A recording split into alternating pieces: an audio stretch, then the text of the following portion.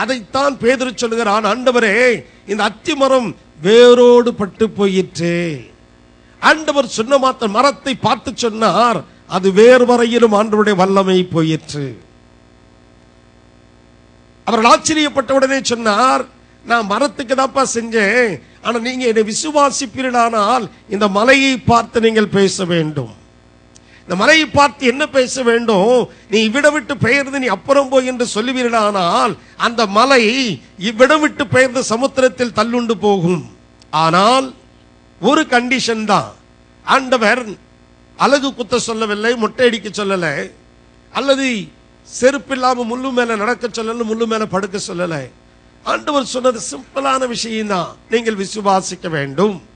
எல்லாரும் சொல்லலாம் நாங்க விசுவாசிக்கிறோம். அநேகர் சொல்லுகிறார்கள், எங்க வீட்டுல வந்து பாருங்க, நாங்க ஜீசஸ் படத்தை பெருசா வச்சிருக்கிறோம், வாக்குத்தத்தத்தை வச்சிருக்கிறோம், எங்க பூசை அறையில வந்து பாருங்க, எல்லா தெய்வங்களோடும் அவங்க தகப்பனாரோ பாட்டியோ இறந்திருந்தா அவங்க குடும்பத்தாரோடு படத்தோடு கூட சேர்த்து இயேசுவின் படத்தை வைத்து இயேசுவையும் நாங்கள் தெய்வமாக வணங்குகிறோம் என்று சொல்லுகிற அநேகரை நான் கண்டிருக்கிறேன். யாக்கோபு சொல்லுகிறார், வாசிப்பதற்கு சமயம் இல்லாதனாரே நான் சொல்லுகிறேன். யாக்கோபு 1 அதிகாரத்தும் யாக்கோபு சொல்லுகிற 2 அதிகாரம் 19 வசனத்துல, தேவன் உண்டென்று பிசாசுகளும் விசுவாசித்து நடுங்குகின்றன. அப்படியானால் பிசாசு கூட விசுவாசிக்கிறான் தேவன் உண்டென்று. அநேகருக்கு என்ன, இயேசுவும் ஒரு தெய்வம் என்று சொல்லுகிறார்கள். இயேசுவும் ஒரு தெய்வம் அல்ல, இயேசுவே தெய்வம். இயேசுவை தவிர வேறொரு தெய்வம் இல்லை. அல்லேலூயா. நான் சொல்லக்கூடுமானா, நான் ஒரு கிறிஸ்தவ குடும்பத்தில, ஒரு ஐயர் குடும்பத்தில, ஒரு ரெவரண்ட் குடும்பத்தில பிறந்தவன்.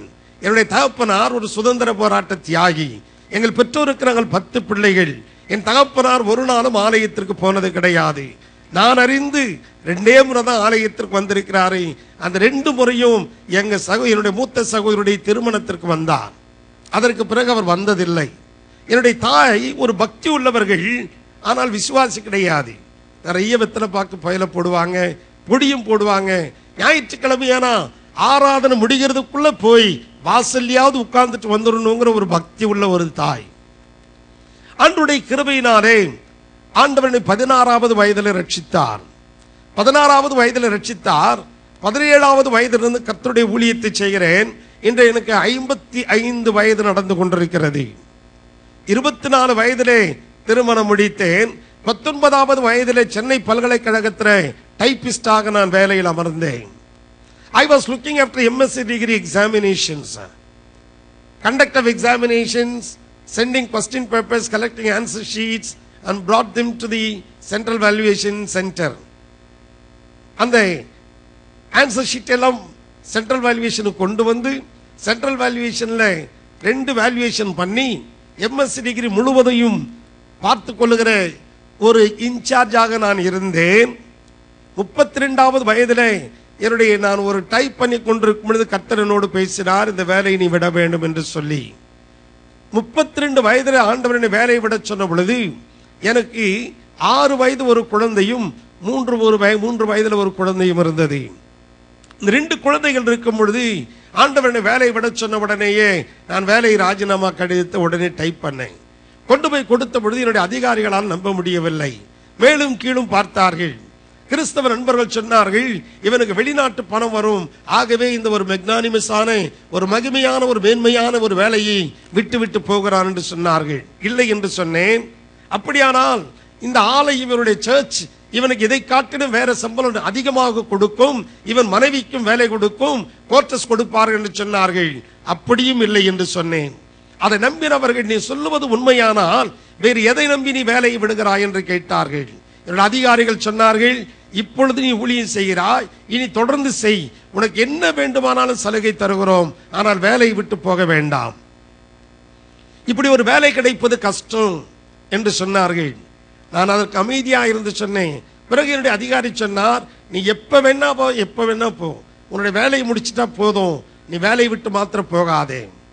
நான் சொன்னேன், I don't want any more concession from you, but I do want to obey for my voice of God. I know to whom I am going to serve. I know the voice of God. which is calling me and separating me from this job. என்னுடைய நண்பன் சொன்னான், இவனுக்கு பைத்தியம் முத்திருச்சு. அந்த நாட்கள் எனக்கு கிட்டத்தட்ட scooter இருந்தது. நான் சொன்னேன், டேய் 2 பெண் குழந்தைகளை வைத்துக்கொண்டு இப்படி ஒரு வேலை கிடைக்காத இந்த நாட்கள்ல இந்த சின்ன வயசுல இப்படி ஒரு சன்னியாசியா சாமியாரா போகணும்னு சொல்லி வேலையை விட்டு போறியாடா? உனக்கு பிள்ளைகளுக்கு சாப்பாட்டுக்கு உனக்கு என்ன செய்வாய் தெரியாது, ஒன்றுமே தெரியாது என்று சொல்லி போய்கிறாயே எப்படி? அதுவும் எனக்கு தெரியாது. அவன் சொன்னா, உனக்கு பைத்தியம் முடிச்சிருச்சு. சொன்னேன், டேய் வேலையை விட்டு மாத்திரம் போயிடாதே, 6 மாசத்துல நீ பிச்சை எடுக்க வேண்டி வரும். நான் சொன்னேன், என் ஆண்டவர் பிச்சைக்காரரானால் என் ஆண்டவருக்காக நான் பிச்சை எடுப்பதில் சந்தோஷப்படுகிறேன். ஆனால் ரோமர் 10ஆம் அதிகாரம் 12ஆம் வசனம் சொல்லுகிறது, யூதன் என்றும் கிரேக்கன் என்றும் வித்தியாசமே இல்லை, தம்மை தொழுது கொள்ளுகிற யாவருக்கும் அவர் ஐஸ்வர்ய சம்பன்னராயிருக்கிறார். அல்லேலூயா, அல்லேலூயா, அல்லேலூயா. You may be a doctor, or you may be an engineer, or you may be a sweeper, or you may be a peon or attender, or some other job you may do.